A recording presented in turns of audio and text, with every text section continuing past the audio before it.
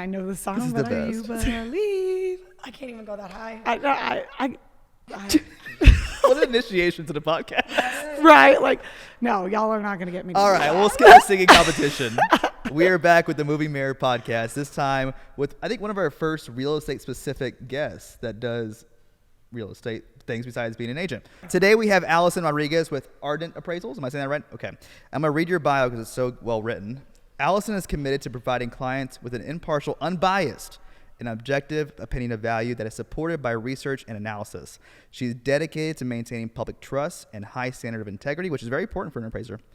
As a designated member of the National Association of Appraisers and a member of the Association of Texas Appraisers, she stays current in new industry practices, regulations, and technology, and teaches one of the best classes about appraisals that I've ever heard. That was a great class. Yeah, it was an amazing class. Thank you for doing that, by the way. It was an honor. Thanks so much for having me, y'all. So I'm really excited to have you on this podcast because as agents and as a brokerage, every single day we discuss price and specific pricing strategies, the right way to do it. We have conversations with sellers about the reasons why we're pricing things.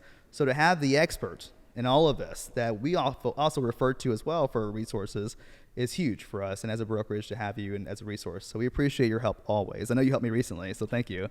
But I want to first start with, who is Allison? Like, how did you get into being an appraiser? Nobody grows up wanting to be an appraiser. Right. So Maybe. How did this start? What were you doing before? And yeah, give me a little background on you. Great. Well, no, thank you again, y'all, for having me. Really appreciate it.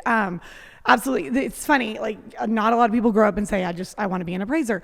If you learn a little bit more about appraisers, a lot of them are born into this. They're moms, dads, aunts, uncles.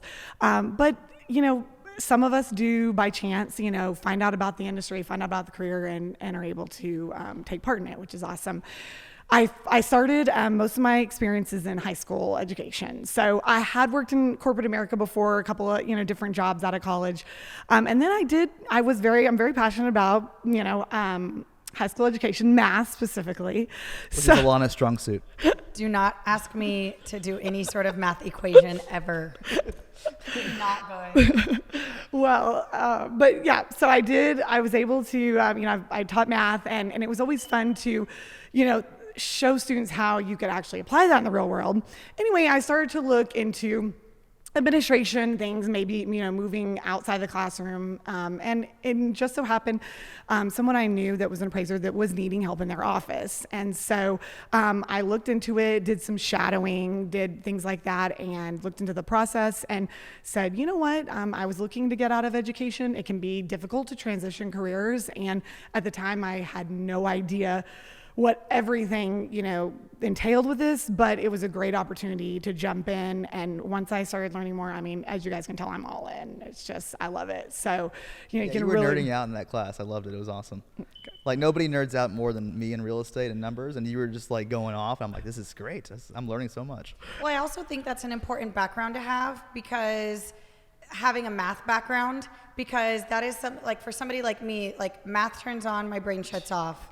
So it's like that would not be a skill set that would, or a job or career that would benefit me. So I feel like having that background, and I'm sure there's other people that got into this business, this side of the business, that don't have that same experience. So I think that that's definitely an added advantage, because you're like, okay, well, I can do that price per square foot. I can add up all that real quickly, see what those numbers look like, and then all of that comes together as like a formulation, an equation for where you get your number, versus other people might say, oh, well, I look at finish outs and I look at this, and somewhere along these lines, this is what I think it should be priced at. So I think that's a really great background to have, like an added additional bonus to your skill set. 100%, Alana. Really, it is, and like I said, one of my best mentors, she is a previous math teacher too, but anyone can learn. Well, that's what I want to say. Anyone can learn and anyone can come into this industry, but it is neat to be passionate about math. And also, like you said, it's we're using different types of analyses and regression, multiple things, group data to derive these. But then, you still have to do what your math teachers used to tell you. Does this make sense? Is it reasonable? Does it reflect, what's happening in the market. Another, great mentor of mine says, I mean, you can't completely worship the numbers. And that's where, then we could just, do appraisals could be done by AVMs, automated valuation models all day long. Yeah. Right. There is a little bit more to it, so it's great to bring that, because I tell my old students and teachers, and when I go do presentations there, it's a giant word problem with, like you said, support and methods and analysis, but also you have to take in the emotion factor and things like that. Yeah, and I think also too, so there's a lot of people listening to this podcast that probably aren't in real estate. So, given your background, what would you say is the best definition of an appraisal and why it's so important for owners and for real estate transactions in general? What's the purpose of the appraisal?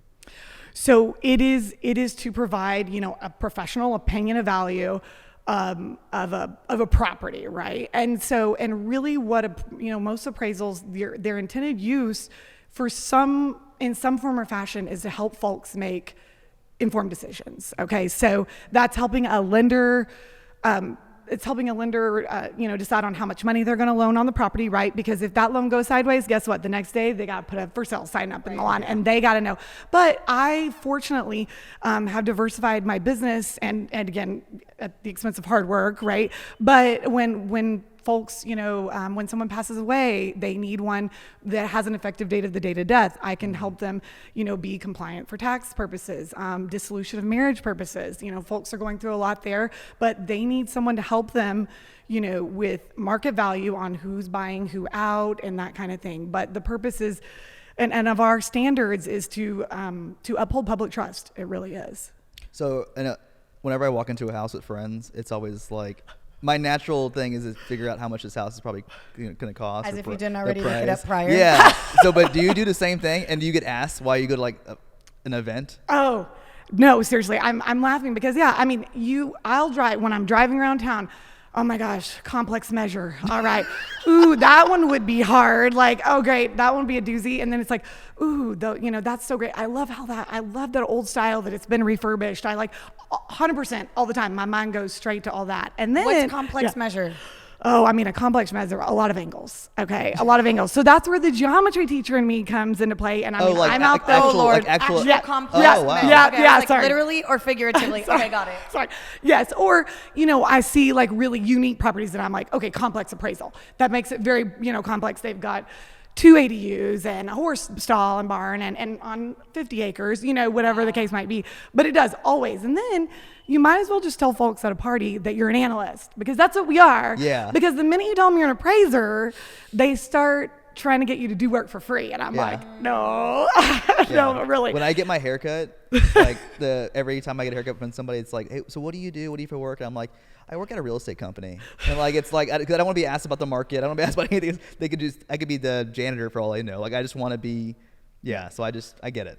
No, and you do, and I think we're all very similar. I love talking shop, so I think y'all know that. Yeah. Don't get me wrong. Hence the podcast. Hence the podcast. We all love it. I think we're the dynamic trio here. But it is funny because it's like, I can't opine on what's going on in the market in your kitchen at this party, especially when you start asking me. I can't opine on value. I'm bound by standards. I'd have to have a work file. I'd have to have, it's just funny if you really want to get down to it. Yeah. But we certainly love to talk about trends. But it's also kind of funny because sometimes David and I will go to houses and we're just like, we'll walk around or we'll get in the car and the first thing we'll say is like, that was cheaply done. Or we'll be like, oh, that was really nice. Now our friends are going to invite us over. Did you see those finish outs? Like, oh, that was not to say that we are the end all be all and that we have the greatest taste or anything, but it is what catches our attention versus anybody else. Anybody else might say, oh, the wall color was beautiful or the artwork was beautiful, and David and I are like, did you see the baseboards? Were they 6 inches? Were they 12? Those are just the things that we look at, and it's just so funny because I guess it's what we love. It's our passion, and same with you. I don't know. Can I jump ahead? No, yeah, go ahead. Since we were talking about complex measures, and I want to talk about some wild scenarios, some wild houses. What are some things that you've seen? Paint me a picture of some houses that you've been to that just either took your breath away, not in a good way. Like, Right. okay, maybe in a good way too, but in regards to like, you're like, There was damn, no this one's HVAC. going to be a lot longer or a lot harder than I anticipated because of X, Y, and Z. And then when I thought of, gosh, I should have thought through these a It's little okay. I bit didn't know more. if there's anyone off the top of No, your head. I know. It's a really good question because we see so many, I mean, that's, I think, another reason why we like this market, but I honestly love seeing what people do with their properties, you know, like, whether, again, whether they're doing something that's not really, like conforming to the market or maybe like going to contribute a lot of value. I actually like to see what people do. It's interesting. Gosh, we may have to come back to that because I'm like, I feel like I just got completely stumped on that. No, it's okay. I want to bring up two before we get to the specific scenarios. What is the actual appraisal process? When you get called for an appraisal, what do you do? First step. Got it. So you get the appraisal order, and then what you're going to do is I look up all the property characteristics, the basics that I can, MLS, BCAD, or not BCAD, but any county records. Look it up. Then, I'll schedule to go take a look at the property if that's in the scope of work, which typically it is, but there are situations where it's not. Then, we've kind of talked about in the class a little bit, some of the hardest part of our job is from there, you've got to actually define the market for that property. Where else would a typical buyer be looking for that property if it was not available? Like, what else appeals as a substitute? And we know there's a lot of things that could. I get it. Design and appeal is certainly one thing, but we also know location. I mean, no one piece of real estate is the same. So what really appeals to that buyer? Is it the acreage? I mean, you really can't compare something on acreage to something with not with, again, if you have lack of data, you have lack of data, but what appeals? So it's defining that market. And also, again, one of the big appraisal myths, we're looking more than a mile. If we can get all of them in a mile, great. But so you're defining all that like at your desk, you're looking at comparable sales. I typically pull some before I go out. I ask the agent, I ask the homeowner, I ask anyone, whoever my client is, please send me sales, that you deem comparable. And then you go out, take a look at the property.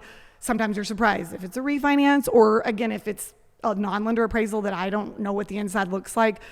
You may be surprised when you get back in your car and you go, I gotta get my bat back out, and we gotta pull some other comparable sales, But then you do that, and then you go back to your desk, and the analytics start. That's where you're running all of your data, and you're analyzing the ones that you deem most comparable, and then equalizing them all to the subject again to then report in a way that is useful for your client, whether that's a comprehensive appraisal report, a restricted appraisal report. We even have oral report options too. So, and you go out to the property and actually measure and stuff, right? Like, yeah. Yes. So what we do at the property is we measure, we observe the inside, the outside, and of course the surroundings, because there are things called external obsolescence, whether that's a railroad track, an easement, a commercial space, whatever it is. That helps us. However, there are times where I do what are called exterior onlys. Sometimes a lot of times are done for like pre-foreclosure purposes, or I've had someone before that's buying something cash. They have a listing up in MLS currently. I deemed it appropriate. I had enough adequate data where I didn't need to go out. They already had an appraiser sketch. So you can do that. But yeah, absolutely measuring it myself. I love to look at it as compared to the county records, which we know there's discrepancies all the time. Sure. But is it common for, I guess, sellers or listing agents to leave a list of add-ons or upgrades they've done to help you, and that way you can account for those? Or? It's pretty common, and I ask for it. I mean, so it's nice that they leave it for me. I typically will call before and ask them to send it to me. Email is probably best because then I drop it right in the work file and I have it. You're out of the property, you may forget it, and I don't ever want anyone to think I didn't I left it.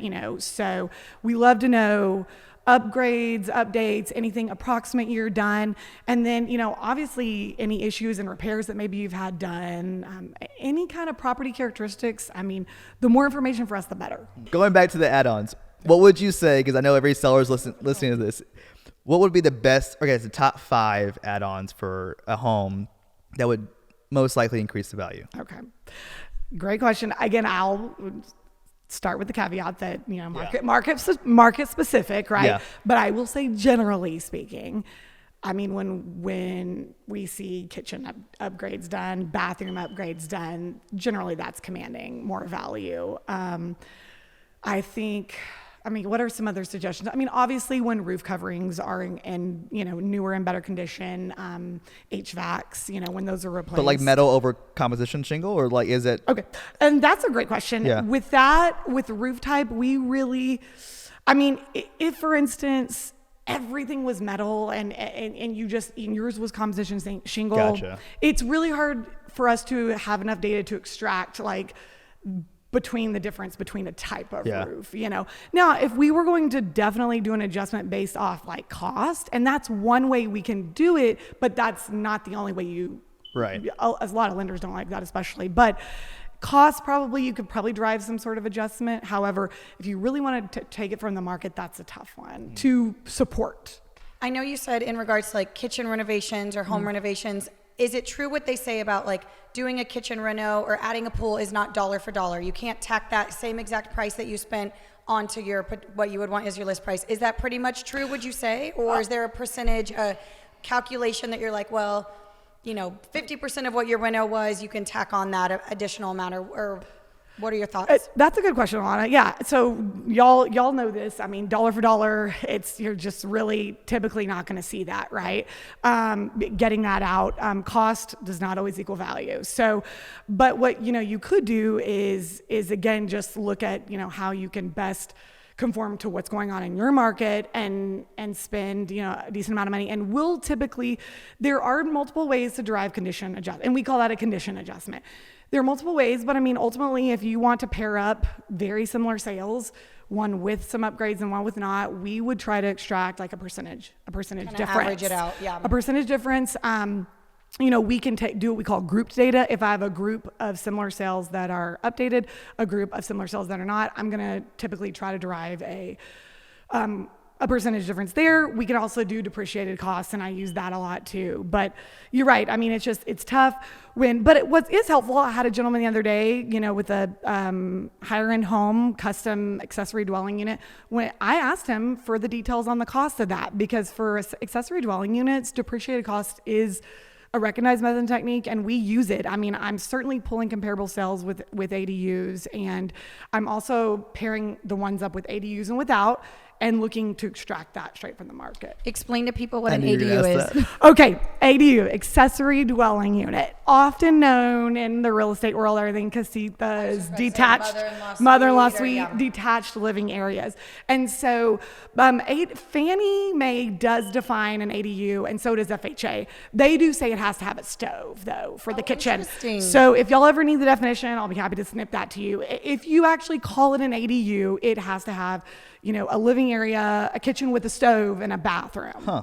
Yes. I know that. But either way, even if a property just has detached living area and a bathroom, we're still going to look. That could very well contribute to value, and it likely does. Right. We just wouldn't call it in a report an ADU. Gotcha. Right. So, interesting. all right. Question in regards to upgrades. So, say you have a scenario. Yep. Say you have a 1980 kitchen, right? And everywhere else is updated in quotes. And the seller's like, hey, I'll update the kitchen too. But she chooses the worst color granite, the worst color tile, super like just opposite trends of colors and finishes, but the same finish. Does a color palette matter at all, or is it considered just an upgrade? That's a great question, and those are tough ones, because I've come across those where you're looking at the comparable sales and you're thinking, you're actually wondering maybe why this one sold for lower, but I will say, I mean, generally speaking, when you talk to us appraisers, I mean, the definitions in the, for conditions and things like that, it's like, I mean, hasn't been upgraded, but again, that's going to affect design appeal, and maybe it's not reflecting the current market's preferences, right? We might be able to support that by interviewing y'all, hey, what kind of feedback did y'all get on this property? And I'm already kind of implying that maybe you're saying maybe it sold for lower. I mean, if it sold for the same, then we're going to go, hey, They didn't care whether it was white and black or 1990s granite. Yeah. I don't know, So I want to talk about when you're on the same token of like renovating to sell, in regards to out-comping yourself in your neighborhood. David and I, our first house, we were in a moderately priced neighborhood, and we did a bathroom and laundry room renovations, and we added Carrera marble in a David Weekley home. And David's like, I have a feeling we're going to out-comp ourselves. Like now, based off of just like perceived value, or maybe what the appraisal, came in a little short of what the price was, but they signed a waiver. And David's like, okay, well, you don't want to outcomp yourself when it comes to upgrades. Now, for example, in Dominion, you could, because you have a wide radius to pull from. The actual demo might not be the exact same, but in regards to finish outs and all of that, you're for comps, you can pull.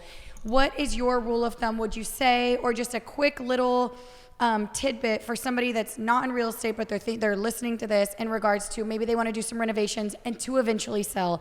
Do all the renovations you want if this is your forever home. Sure. Go for it. But if you're doing renovations and then hope to sell in 6 months, a year, 2 years, what's your rule of thumb in regards to not outcomping yourself with the surrounding homes, to where you're like, wow, I did $100,000 kitchen renovation and I could barely even get, an additional $25,000 on the sales price. So what's your rule of thumb for that? I think definitely, a study of the market, and whether you and not a selling point, either you engage an appraiser or a broker, realtor, whatever, to study what's going on in your immediate market. You've got to, I would highly recommend, look on MLS, Zillow, all of them, see what's being done in those and what the sale prices are. And then if you feel like you're really wanting to go on the higher end, when I get properties like this, I try to bracket, meaning pick something that's that level or better. Even if I go to another subdivision that I don't care if it's 2 miles away, it's likely not going to get the most weight, but I could probably find someone that put a decent amount of money, and maybe, like you said, they're going to be at the higher end of that subdivision. You could do that, expand out a little bit, but certainly study your market, and look at the sale prices, and the thing that the principle that this really comes down to, and we've talked a little about, is the principle of conformity. And right. And in layman's terms, for those that aren't real estate junkies and stuff like that, just try to be homogeneous with your area. You don't necessarily want to be the highest, and you don't necessarily want to be the lowest, but I say it's study that specific market, because I've talked to others about this, like they're thinking about maybe even modernizing a floor plan. Well, I'm like, then start looking at the beds and bathrooms in your market, because that's what's going to drive it. Yeah. And I guess going back to your point, the appraisal waiver during the real estate frenzy, that was a huge thing. As appraisers, how do you see that information for comps? Like, that comp was high, but there was an appraisal waiver, and I'm sure every comp during that time was similar to that. Was that a battle for you guys, or is that something that is common now? We don't. What has happened is I'm in the thick of my analysis, and I'm like, wow, this one sold for really high. It's an outlier. I need to call and verify. I'll call both the agents, and if you told me that, then I'm likely going to explain that in the report on whether I did or did not use it. But like you said, in the frenzy, like you said, that was pretty much common. And what was happening, it was almost, the market was almost easier. The market conditions analysis was almost easier because everything was just increasing. So I knew, once you get your sold comparable sales and you're coming up with an opinion of value there, and all of your listings are actually contracted for a lot higher, that's an indicator that you need to adjust up, gotcha. Right? And that was just constant.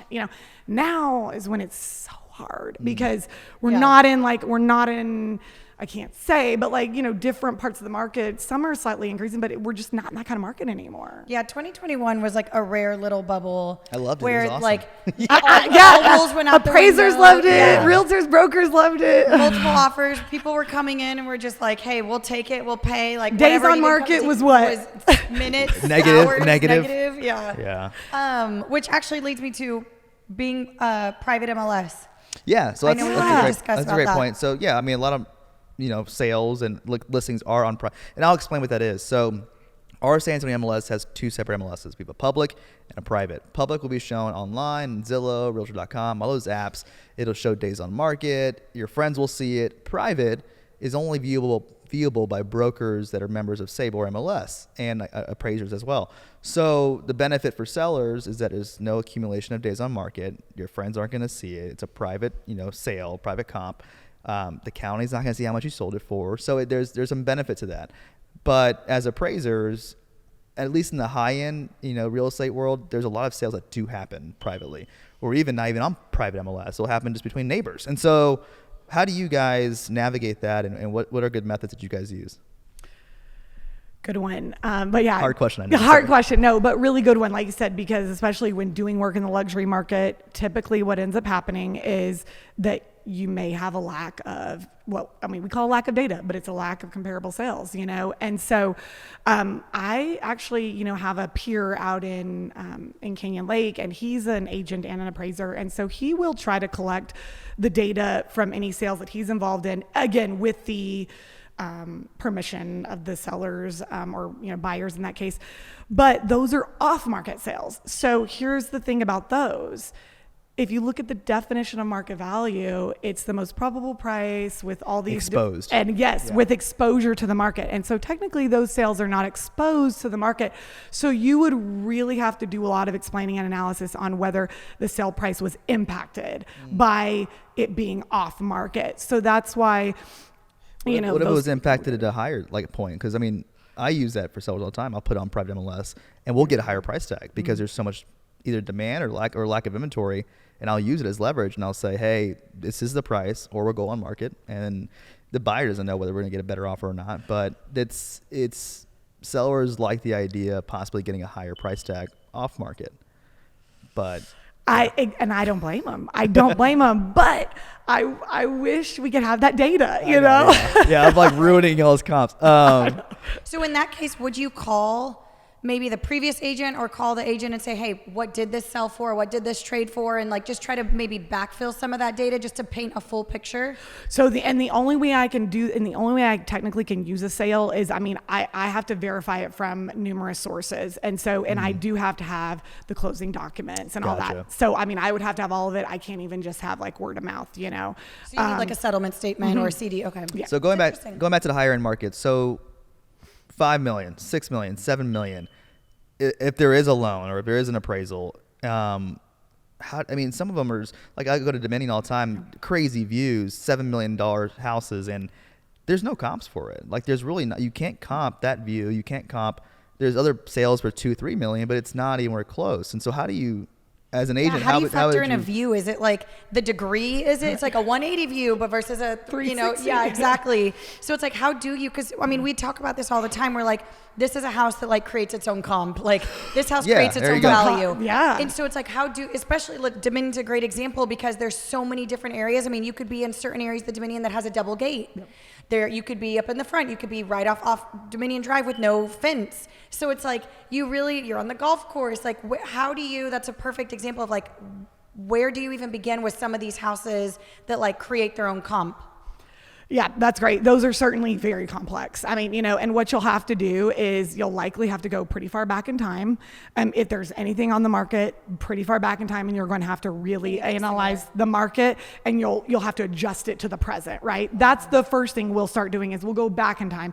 But then we will start going out, and y'all, it could be really far, but it's as long as it's an area that behaves very similar to the Dominion era. Yes, yes. Or based off of views. Exactly. And then you factor in appreciation, like you said. Wow, that's so interesting. I'm an appraiser now. Basically, you want to be my trainee? So Ask me to do math. I'm not is there a better adjustment for? Assume there's no comps for this. Right. Assume you're just two houses. You have one on the golf course, backs up to perfect spot, and you have one with a crazy view. Both great, desired situations, but Two completely different locations. How do you adjust for that? You said back into a golf course and then one that has a view. On a hole versus a view. A view. Yeah, but both in Dominion. Where I'd probably start approaching that, and I haven't done a lot of work in there recently. I don't know what their land sales are like in there as far as an MLS. Lot sales. Lot sales. So what I would do is first, that's where I'd start. Yeah. I like to look at lot sales, and I will do the analysis for that comp on what that lot is worth, right? Because it does get very tricky when you're encompassing, it's on the green, it has these views. If I can just opine a value for the lot versus then I do it for the other one. And so I'm taking sales for that one, lot sales for that one, then I'm opining a value on each, and then I would adjust the difference. Gotcha. Now, if there's not good lot sales, then you're back to, okay, I've got to look at this as a whole, adjust out some differences, and then see if there's maybe any difference for the golf course versus the Right. view. There may not be, it may be a wash, but there might still be, Yeah. you know? So that's a complicated one. I just always hope there's lots of What Those if- are case by case. Mm-hmm. Yeah. And I'm throwing scenario. I think about this all the time, like scenarios. So what if, for example, there's a $13 million penthouse for sale in Austin right now. Amazing listing by our agent Dom, but $13 million, top 50th floor. You can overlook the Capitol. Your ears pop on the way up. It's crazy. But ideally, and he bought it furnished with 3 Picassos in there, a crazy Rembrandts. baby grand. What's it called? A baby Like piano. Baby grand. They, So like yeah, that it's crazy. again, where do you even begin? Yeah, but he wants to sell it. Maybe he wants to sell with all of that in there.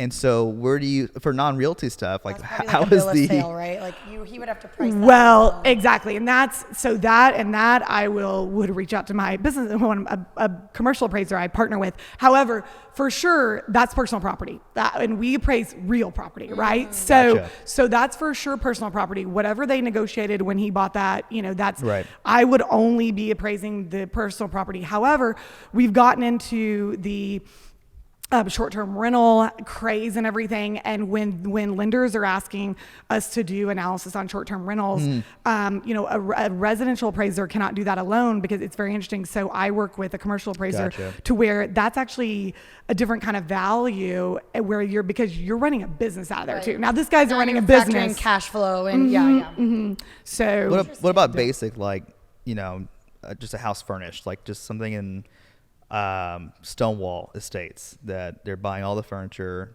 and it's probably averages out about 40 grand total of furniture, and it's in the loan, it's part of the deal. Like, where does that?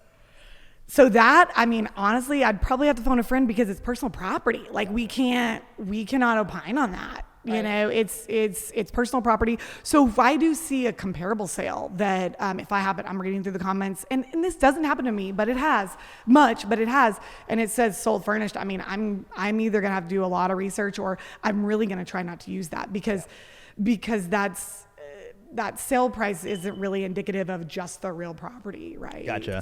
So I want to know what are some things that might come as a surprise to people that think, oh, this is for sure going to add value, or what are some things that are a great value that people might not recognize? Like you said, an ADU or a casita, but it has to have a stove. That was a great little fun fact. Yeah. I think right now, or maybe a while back, but still solar panels, people are like, yeah, for sure. And I know we talked about that in the class. So what are some things that you're like, surefire, yes, people don't realize that actually does help, and some things that you're like, hey, you know what, let's probably do our research before we invest in this because it doesn't trade dollar for dollar, or it's just not something that is a priority for you to factor in? Right. I mean, some of the ones that, we were talking about y'all's garage earlier too, but, sometimes when it's like, epoxy garage floor, I mean, we're typically not going to quantitatively adjust for that. I mean, overall, if the house has other upgrades and everything, we might reconcile on the higher end because of it. But like I had one time, and then like a Tesla charger. I mean, that's, Interesting. I guess that's so I true. had an agent one time that was like, but this has, epoxy garage floors and a Tesla They charger. list that as a good add-on as the Tesla charger, which great, but If you have a is Tesla. it a real value? I don't know. Right. And is the typical buyer looking for that, and could I find any in the market? Was the information out there? Could I find any in the market with that? So that really makes it hard. So that was where that's one specifically I can remember, and also, when you're adding on to your property, if you are going to add on, make sure, again, study the market. If yours is going to end up being the largest one in the market, then there's likely to be, it could be over improved as far as size or bathrooms, or there may not be an adjustment after 4 bathrooms in your market, no, the $7 million, but in another market. So and like I said, I mean, floors are another one we were talking about. We see if updated floors and things like that definitely tend to contribute to more value. I think of some of the things. I have a question. Yeah. So David and I's personal home, we got bought so a new excited for construction. this. Well, because I was like, okay, I'll give you some reprieve. So we bought our home, brand new construction. We went in and did a bunch of finish outs, but the laundry room was not finished out. Meaning cabinets, shelves, Okay. it's plumbed But from that the was previous, it? but that's it. We got a couple of quotes to finish it out, and I told David we need to finish it out before we sell it, and he's like, no. And I'm like, we're not going to put a hefty price tag on this house, and somebody's going to walk in and say, there's not even a shelf in here. And so in your professional opinion, would you walk into a house and say, okay, this house has everything, but the laundry room is not completed? Is it a huge ding? Or is it just like it would help, or let's just bring it up to speed? I mean, by no means am I thinking that I need to go and do, extreme home makeover on it, but just build it up to where it's functional and then let somebody else kind of customize it and finish it out. So what are your thoughts on that? My thoughts on that are, you've filled me in a little bit on your house. I would think it wouldn't be that big of a deal as far as, it's got the hookups, right? What? Great answer, Allison. You just saved me thousands of dollars. We're going to reshoot that, Allison. I thought we discussed you need to finish it out. We can't have cleansers on the floor and try to put $1 million price tag on this house. You know what I mean? So then I'm like, let's just. And that's from the marketing standpoint. And Right. so maybe you really, and like you said, you're not going to do the highest finish out on it. No. But also a typical buyer for your property might expect cabinets in there, but that's not something that we hear a ton, about. That doesn't put a bad taste in your mouth where you're like, oh, they didn't even complete it. Big red flag. No, Good to know. not in my professional. Great to opinion. know. My Target shelves, threshold shelves are pulling their weight. Yeah. So we do Like a shock collar. Like, no problem. Right. we do have a question from the audience.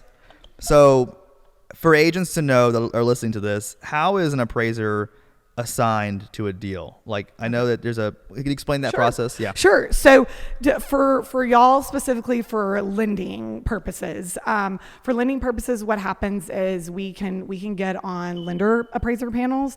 And again, kind of what we were talking about earlier with like a lot of laws and regulations that have come into play after 07, 08, the crisis and everything. Lenders have panels, and what they'll do is you just rotate on that panel. Based on what counties you cover, Specialties. types of properties that you appraise, whether that's condos, rural, that kind of thing. So basically, we're kind of on a rotation now. How big's the panel? Like just And how many? different lenders have different size panels. Okay. But here's the other thing. The other thing that came into play after the housing crisis in 08, 09 are what are called appraisal management companies. And y'all may work with some of them, AMCs, yeah. right? So AMCs are the middleman, right? And what they do, they came into play because of appraiser independence. So that there's no one influencing the appraiser at the lender. Double signature on it all. Exactly. So what happens with us is we'll go sign up for these appraisal management company panels as well. And then they are supposed to be, kind of have us on a rotation as far as our coverage areas and things like that. And so again, and they have all kinds of laws and rules and regulations that they have to follow for appraiser independence as well. So that's how the lenders get orders to us. And then of course, as far as what's neat, that I also do is, all my clients aren't lenders. So you can be my client. A broker can be my client. Agent can be my client. Yeah. And when I go out and look at a property and I present you with an appraisal report, you're my client. We can talk about it all day, all the details. I think it's important to know, to especially talk about too, is like people think of appraisers as just part of the loan. Most people don't think about it. Well, let me get an appraisal before I list, or the agent can reach out to you for some advice or a restrictive appraisal. So maybe explain what a restrictive appraisal is and why it might be a benefit for homeowners or even listing agents to reach out to you for those type of appraisals. Sure. So again, doing these for potential purchase or potential sale purposes, I highly advise. Again, helps you guys make informed decisions on where you want to list properties. And that's completely up to you. What I'll do is provide my professional opinion of value. And we go back to the definition of market value, it's the most probable price. I didn't say it's the highest, and I didn't say it's the lowest. So what you do with my analyses data is up to you. And do remember, we're bound by standards for confidentiality as well. So when you're my client, no one else ever gets to see that restricted appraisal report, or if I do a comprehensive appraisal report for you, or an oral appraisal report, we have confidentiality in it.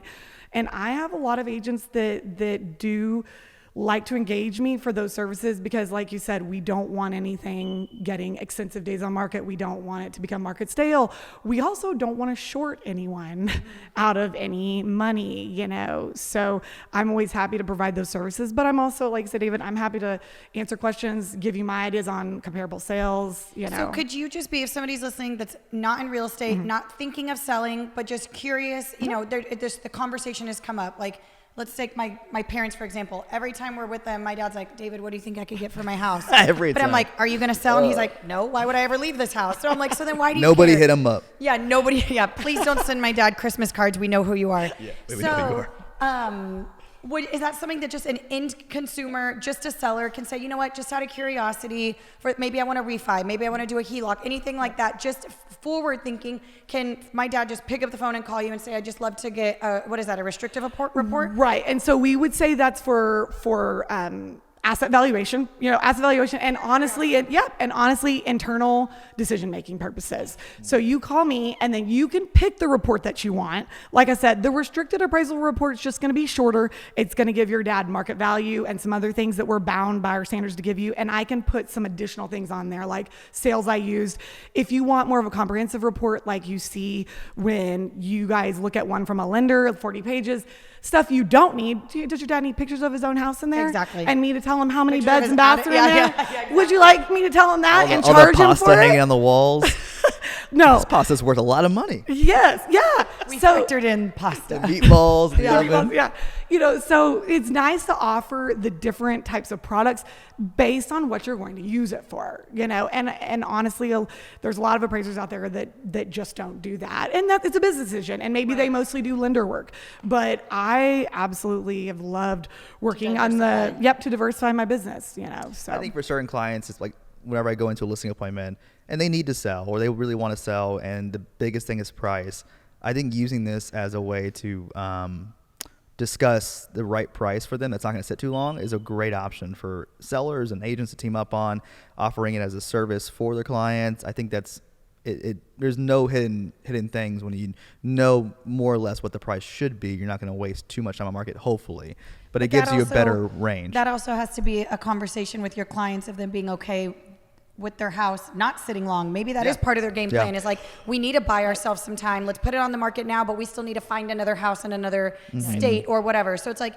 if your game plan is to move aggressively and trade aggressively, then yeah, that's a great idea to come into it. But if they're like, no, let's put it on private, let's hang out a while, let's test it, we don't need to sell, it's contingent if we find something, then that has to be a part of the game plan. But it is a great strategy and a great tool to have in your listing presentation or your overall presentation if you just of working with you, and to be able to have connections such as yourself. Yeah, absolutely. No, and thank you for saying that. And you know, the other thing too, like I said, if you guys still, they don't want to move fast, just know where you can list it really high, maybe, you know, and at least you have a benchmark for that, right? And the other thing, you know, about it is I've heard from other agents that I work with on these types, their clients actually, I mean, they appreciate y'all even more. One, you can do market analysis, but again, this is diving into that. It's more specifically my wheelhouse. I mean, and y'all do so much that I'm not competent in. I want you guys like negotiating on my behalf, writing up contracts. I don't know how to do that. Right. I don't know how to market a property. I got you. Whenever time comes, I got you.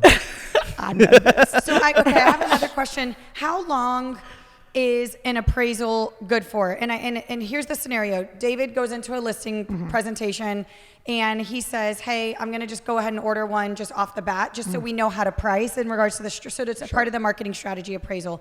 And then let's say that they're like, you know what, we're going to wait a little bit longer. Let's rehab this conversation in 6 months, a year. By then, do you think that the number has fluctuated? I mean, I know we can't dictate the market and rates and all of that, but how long would you say is a general rule of thumb of like, oh, it probably expired by then, or it's probably not as valid or relevant, exactly accurate? Well, and that's a great question. Lenders actually standard deviation of an appraisal. See, Alana, you're on your way up to being an appraiser too now. But no, there's actually no real number to put on that. Lenders do have numbers like FHA and things like that they'll say, hey, we need to order another one. But for that, what I'd recommend, I mean, of course, if your client's looking to probably do some renovations and stuff, you know, well, the thing about that is even if they're planning to do them, I could do the appraisal today, and you just tell me everything they are going to do, and I need good enough information. But I would say if you know about when you're going to list, I'd recommend waiting till closer. I mean, that's my personal recommendation. I'm not looking to try to take anyone's money or anything like that. I would recommend, but please, for me, don't call me at the last hour, because I mean, I do rush appraisals, but I'm very diligent, and so I never want to be like rushed out, 24-hour type thing.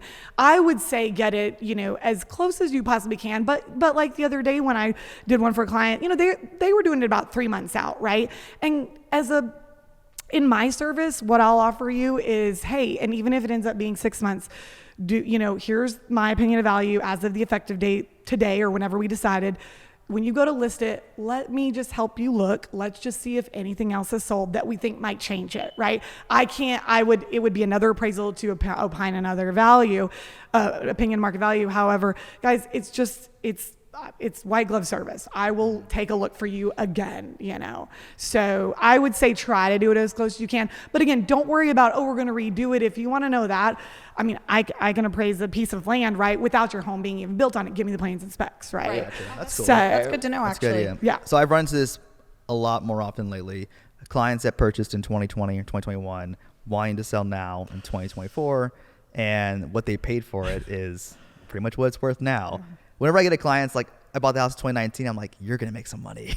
like that 1 year difference made so much. We're So like the people that bought our house in you- 2021. I'm like, I don't even think you're up there yet. Like, is this a common occurrence for I don't you even as think well? Is like, 2020, 2021 people are bought houses are now feeling the appraisal difference of right now? We've certainly seen some of that in the market, and it's really interesting when I go to look for, I export data from MLS and I look for resales, like within a year and a half. That's a very good indicator of market conditions. Now finding one resale is not the sole, but when I find someone that bought it within a year and then sold it, now nothing changed. If they remodeled, then that's not good for market conditions, right? I need it to be in the same condition. But certainly, I mean, and I looked at a graph this morning from Freddie Mac. I was watching one of their presentations for appraisers, and I mean, it's incredible. The appraisal volume changes based off interest rates and what was happening. I mean, folks were paying a lot of money, and like I said, the market has certainly, if we want to call it, stabilized since then. Yeah. And that was all those emotions getting involved, and you may advise them like, I mean, we can sell, but I mean, it's going to be a tight squeeze. well, you have to have a realistic conversation and the expectations of just be like, hey, I want you to know you're not walking out of here with boatloads of cash, or tons of equity, exactly, or like, and so I think that that's just the conversation that you have to have, which I think it's so hard to find realtors these days that are okay with not turning down business, but saying, you know what, I'm not sure right now is the right time. Because being in a commission-only business, it's just beggars can't be choosers. Like, let's try to make something out of it. Now, granted, if they, they relocated, they got a job, something like that, they have to sell. That's a different story. But then again, it's another conversation of setting the expectations. I hope you know that might have to bring cash to closing to the table. Yeah. So it's just having that conversation. And it's like, you know what? Can we wait 6 months? Can we wait? Let's do a small appraisal right now. See where we're at. See what your numbers are. Let's run a net sheet. All of that, and I think you kind of paint the whole picture. And I do think that your clients will have more respect for you when you say, you know what, not right now, but let's keep the conversation going. I'll keep monitoring the market, your neighbors, comps, all of that, and then we'll go from there. And I think that you might get more respect out of it. Well, I was just gonna say, I know y'all do for doing that. I mean, I know it's hard. No one wants to turn down work, and even like I said, even when someone calls me too and they're like, well, I think I'm like, is there going to be a loan on this? I just want to make sure, because if there's a loan on this, like if you guys want to know, that's great, but I'm not going to do an appraisal for you and then you have another one. But if you want to, that's fine. Right. But that's why I respect y'all so much as a business too, because again, no one wants to turn down work, but you will forever be repaid, I believe, for doing the right thing and just doing, looking out for what's best for your clients. Yeah. So I know, like the direction of the market we're going to today, there's a lot of misconceptions, and nobody knows if home prices are going to go up or down, sideways, whatever. So your expert opinion, based on what you do every day and appraisals and comps you see, where do you see the market going, and where do you think we're at today? Hard question, I know. Another but very hard just- one. Yeah, another. You know, an idea. it's been interesting to see in my experience, and I actually listen to a lot of economists that work for like FHFA and other, you know, maybe the GSEs, the Fannie Mae's, the Freddie Macs, the economists that work for them. I enjoy watching all of those things. I mean, they do encourage like watching the labor market and the 10-year yield. Huh? The 10-year yield. Exactly. I mean, watching all of those things, it's been so interesting. But also some of my peers and mentors that have been in the business a lot longer. I mean, those were, you know, those interest rates were almost fantasy land for a while. I mean, we may never see that in our lifetime. I don't know, but I certainly see some stabilizing, you know, hitting the market. And the podcast I was listening to the other day, especially about, you know, a crash, it's I don't know. There's all sorts of different factors that, you know, come into that. I'm just not that much of an expert, but I certainly listen to all of them. You know, I don't think the crash is going to happen. I think we're out of the crash talk. I think we're past that. I think. Are we good? Yeah. Oh, okay. I don't know who walked in.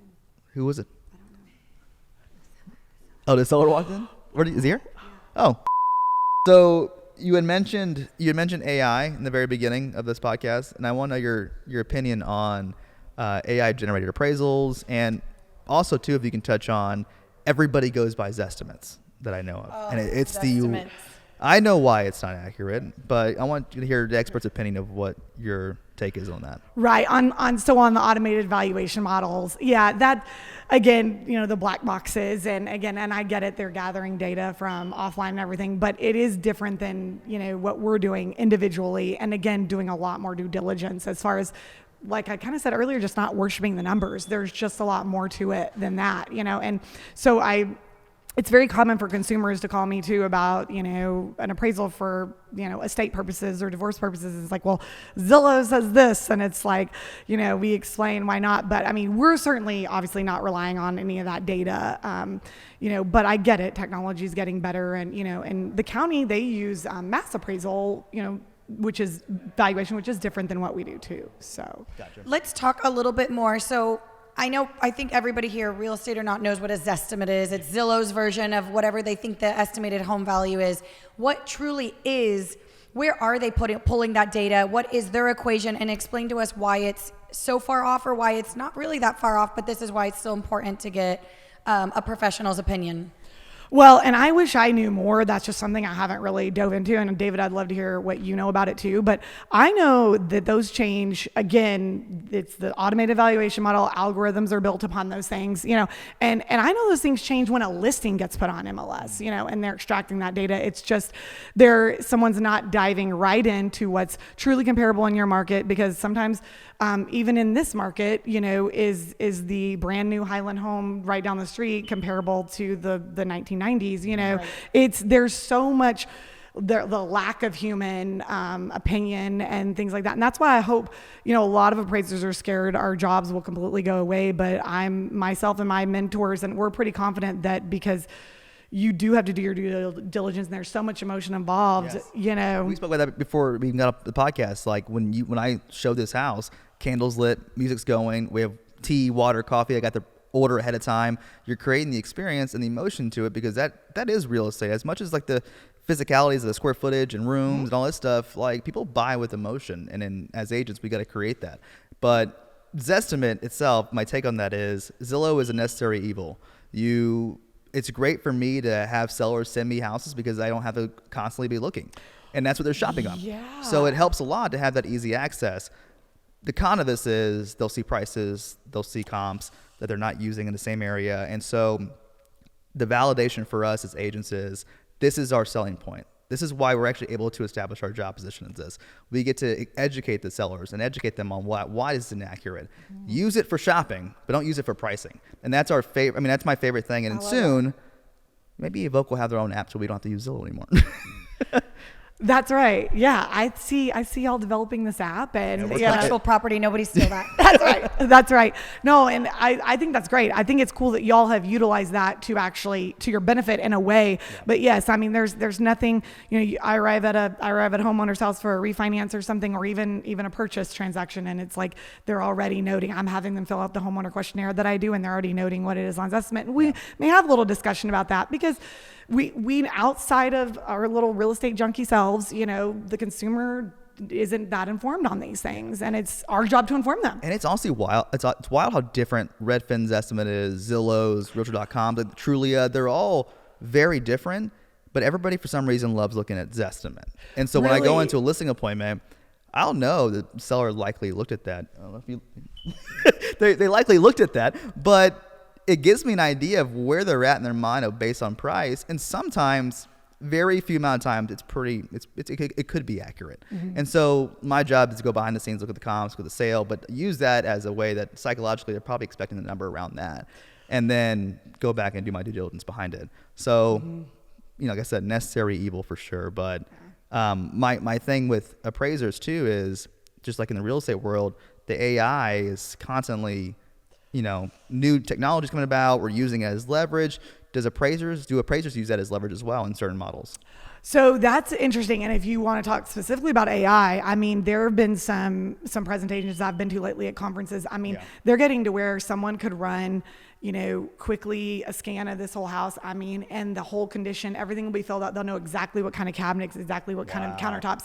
AI is getting incredible. And so we're not using that in still more of like the traditional appraisal process. I'm not sure how many of y'all have had like hybrid appraisals before. Hybrid appraisals are what happens. And again, the lender will order these based on LTV and different things like that, right? Loan to value ratios and things, but and qualifying purposes. But what'll happen is, again, the highest and best use of my time is really the analytics. I mean, you can train someone else to measure a property, and I mean, someone else could look at the property for me if I'm comfortable with that. But what they'll do is they'll send a property data collector out. They give me that data. Now I have to determine if it's reliable enough to opine, a market value on. But that's where appraisal modernization is changing. But the AI is interesting. A big thing with appraisers is, are you using like ChatGPT in an appraisal report? Well, I mean, I'm certainly not, but according to our standards, if you dive deep in, I mean, that's really not, I don't think it's compliant, if you will. But I think there's a lot of ways we can use AI. Like I said, some of these technologies that lenders and AMCs are coming out with is so interesting. I mean, they could scan this house in a second, and I could have way more detail than I would have running through it on my own. Wow.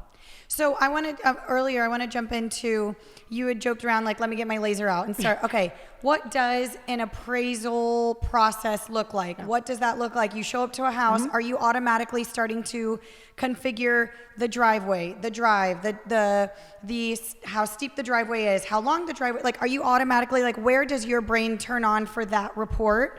From when you get there, is it leading up to it? Are you factoring in the mailboxes in front? What are all the things that the minute your brain turns on for that property, like the file turns on? Turns on. Sure. Yeah. I mean, when I'm driving up, you're really looking at the neighborhood too. I mean, the gate when you enter. Yeah. You're already going, okay, wait. There's that small airport behind Balcones Creek. I have been in the weeds on that thing before. And I'll tell you, because I was working on one of those properties at the very back, the 1 acre lots. So, okay, so there's an airport. That's probably... Your backyard is the airport, which to me, I think would be so fascinating. I would sit on my patio and watch. Do you know that's what I heard all day when I did interviews? That's what I heard. My kids love it. That it's desired. So I would sit there and watch private jets and prop planes fly in and out all day. I would be so fascinated. But, and I don't want to get you off track, but I do want to ask that later on in regards to if there is any sort of like additional insurance that you have to have because of the risk, so we can talk about that after, but yeah, exactly. I do want to know, what does your process look like? Exactly. I mean, I love it. It's like, radar turns on. Yeah. I'm already like, where are the easements? What's going on here? Are there railroad tracks? I mean, again, and not saying it, these are all things you are going to have to test in the market, So yeah, automatically it's like, boom. But then appraisers kind of joke, do you go outside in or inside out? Well, I typically go outside in. And so what I'll do is I take my photos outside and I take all sides and rear and then what's behind and that kind of thing.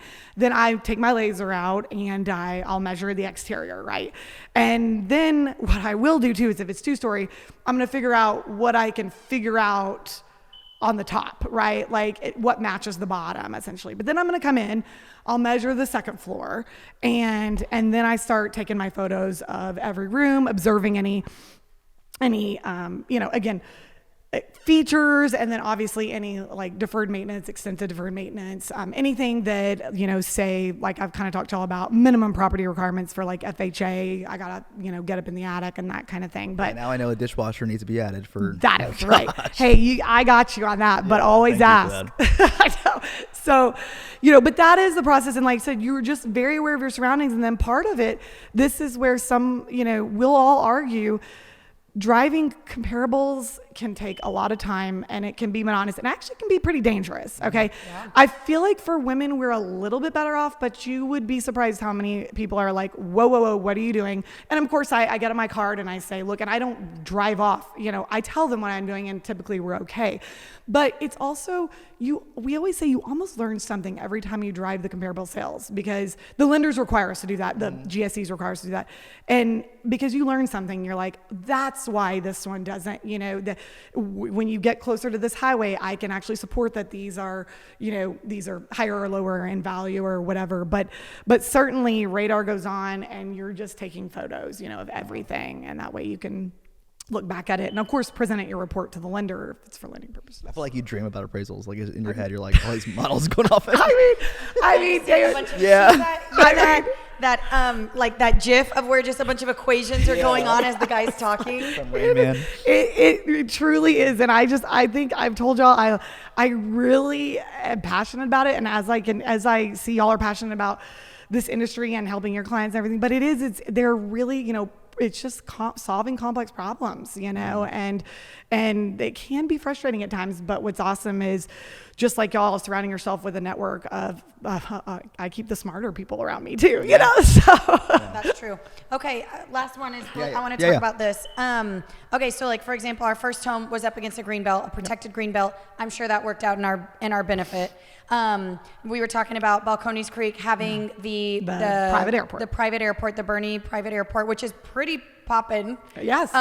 It's, and I actually heard a few months ago there was like a small little mini plane crash. So it's like, and then that made me think everybody was okay. Good. But it made me think, moving into there, it's no different than train tracks behind. I mean, it is different, but meaning like you are accepting that responsibility of there's train tracks, there's, potential for this to be built or whatever. If you're in a floodplain, you do have to have additional insurance. Is there, number one, how do you factor that in? Right. Okay. Because that is a unique selling point that could be an advantage or a disadvantage depending on where your stance is. And number two, is there an additional insurance? Is there a hazard insurance? I don't know. Because you are there is for golf courses. That's what I'm saying. For golf is there for golf courses? It's a little higher insurance for your windows and stuff. Right. So why would a plane not crash right outside your backyard or on top of your house not require additional insurance? That's an insurance person question. Additional hazard insurance. Yeah. I mean, a lender would be able to know that too. But. Right, and we'll typically put that back on them. I mean, for sure, our job for any of what we call the external influences is our main objective. As I just need to figure out if it impacts value or not. If it impacts, so I'll tell y'all exactly. I mean, that report back there, that appraisal report I spent a ton of time. I interviewed so many agents for sales on that back street and everything. And here's what I ended up doing, and I really couldn't extract any paired sales from inner streets compared to the other streets. So here's what I ended up doing. I explained it all to the lender. I said I did all these interviews, and actually out there it ended up being more it did not bother anyone. So I didn't make an adjustment for it, So our main thing is, does it impact the value or not? Right.